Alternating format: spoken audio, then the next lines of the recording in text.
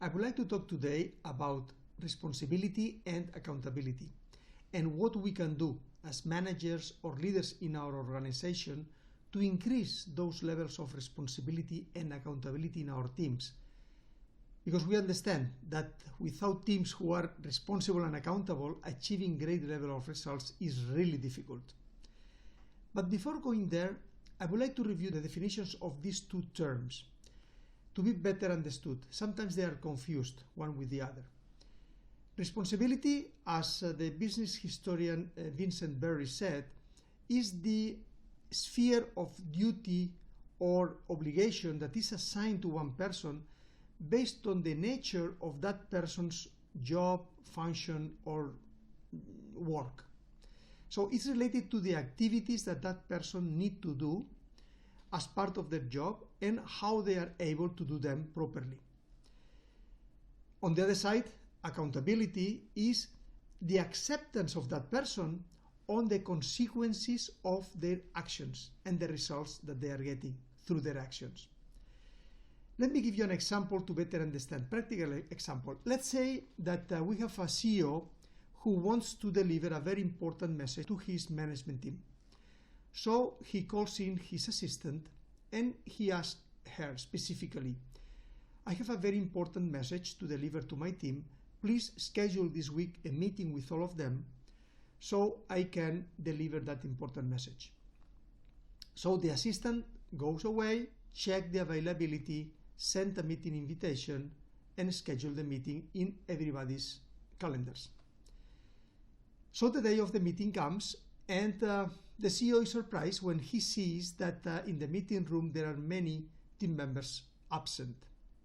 So he calls the assistant and asks what's going on, why not all my team is here. And the assistant says, I don't know, everybody seemed to be available, I sent a meeting invitation, everybody accepted, I don't know what to do, I did what you asked me to do. So would you say that that assistant is responsible? I would say yes, she did her job. She did what the CEO asked her to do, to schedule a meeting. She checked the availability, she sent the meeting invitation, and the meeting was in place. Can we say that the assistant is accepting the consequences of her actions? Absolutely not. She thinks that people are not there, but it's not because of, this is not her job. If people are not there, she doesn't understand why or whose responsibility is that. So what could she have done differently to be an accountable assistant? She could have talked individually with each one of the management team members. She could have stressed the importance of the meeting. She could have double-checked the day before of the meeting, and she could have raised to the CEO any specific issue that any team member may have faced or any specific conflict preventing them to attend to the meeting. So she could have taken extra steps on what she did to improve the level of the results, because she would have felt responsible for the level of the results of her actions. So what can we do? How can we increase that level of responsibility and accountability in our teams? Before that, let me remind you that you cannot demand somebody to be accountable if that somebody is not responsible. So how can we achieve having all of our members responsible on what they do? First, we need to be very clear with them on roles and responsibilities. Second, we need to be sure that they have the training and the knowledge they need. Third, we need to be sure that they have the level of experience for the level of responsibility that we demand from them.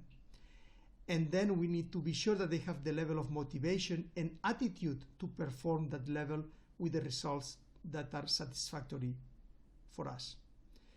And then, after we have checked all these points, we need a critical point. We need to agree with them, because one person is not responsible because we are telling them that they are responsible. They are responsible when they accept that level of responsibility.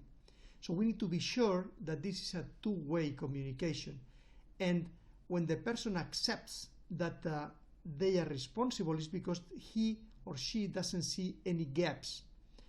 If she points out some gap that prevents them to feel responsible, then we as a manager, we need to work on those gaps.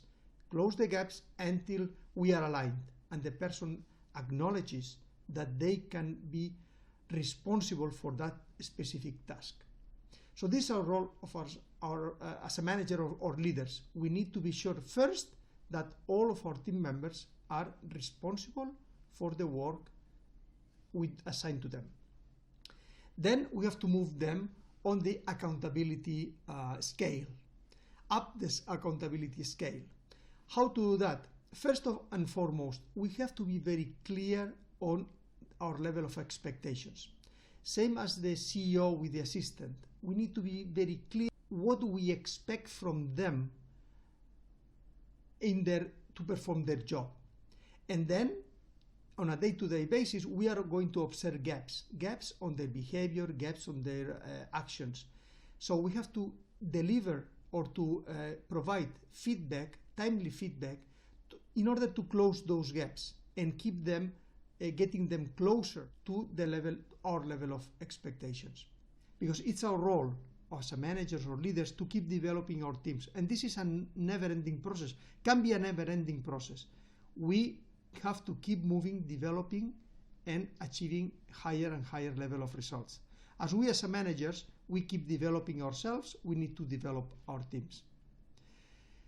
So if you would like to keep that conversation a little bit further with me, please go ahead and schedule a meeting, a call with me, and please don't forget, if you didn't do that yet, subscribe to our newsletter, and you will receive periodically tips, comments, advice on how to increase the level of results that you can get as a successful leader or manager in your organization. Thank you very much for listening today. Take care.